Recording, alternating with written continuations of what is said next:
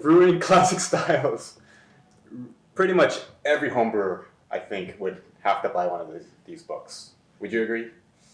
Any homebrewer who's serious needs to at least start looking at, baselines and at least a good conversation about where those styles start, what's within those styles, and have a look at ideas for recipes. And the cool thing about this book is it gives you a very good recipe to start with, and then you go ahead and make it your own. Tweak it a little. Yeah, I mean, I personally don't like clone recipes, but I like having somewhere to start from, and then you add your own little... Put your own twist or flavor. Yeah, exactly. How do you create a recipe with, like, the New England is a new style? How do you look at other brewers, talk to them? Do you go online or? No, generally not. I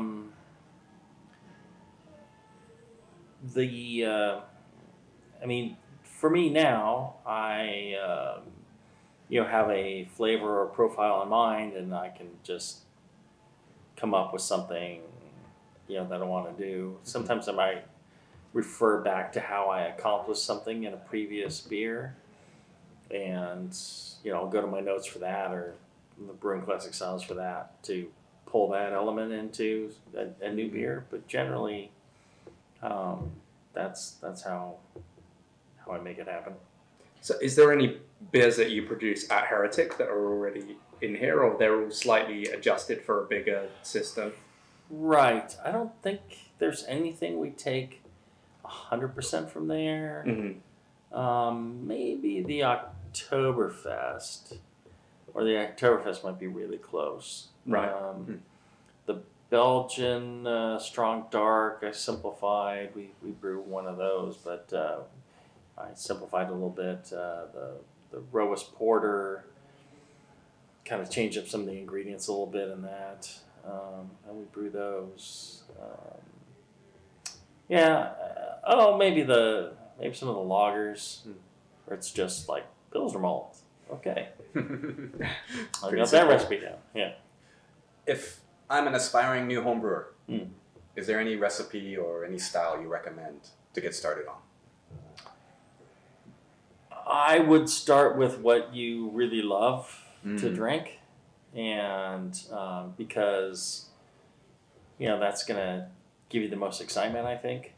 But I truly believe that you want to brew everything in that book. You want to, you don't have to do it in any particular order, but you should work on brewing every single one of those and making at least a decent example of it, because at the end it'll teach you a lot about brewing. If you just keep brewing one style of beer, if all you brew is IPA, or all you brew is stout, yeah, you can get good at that, but what has it taught you about the brewing process and about many of the other things in brewing? And once you do all those different things, it's amazing what you will know at the end. You'll know so much more about brewing. So it doesn't even have to be these recipes, but I think my original challenge was, I took the BJCP style guide. I said, I'm going to brew a beer in every subcategory, every individual style, and I'm going to get a gold medal in every single one of those categories. And the ones that I couldn't right off the bat, I was like, okay, well, I gotta work on this. I need to understand what really makes a good example of that style. What am I doing wrong? What ingredient am I missing? What fermentation technique missing? Mashing, water. What is it that I don't know? And so I had to learn that in order to achieve that goal. And once I did, I'm like, wow, I actually learned quite a bit. That's surprising. It was a fun way to learn. Yeah, the best way to learn as a brewer is to actually do it. Yeah, absolutely. Brew these classic styles and see what you can make. But everybody kind of wants to go and say, I can do whatever I want, and just throw whatever into it. Sure. What do you think about that? Like, just experimenting like crazy, completely against styles as well. Gummy bears. I personally think, experimentation is kind of cool, but it's sort of like street fighting versus being a very disciplined martial artist. Or like boxing and... So if you're a mixed martial artist and you're disciplined in many styles, it makes you much better at that sport rather than just scrapping. Well, it might even make you better at scrapping, right? Yeah. So that's the thing. It's like being a chef and just going in the kitchen and throwing stuff together. May not turn out the best if you are classically trained and you know all the cooking techniques and how flavors of foods and things go together. You're able to use that knowledge to make something new. And when you want to get more creative, you get a much better result versus just being creative from the start. If you wanted to paint, go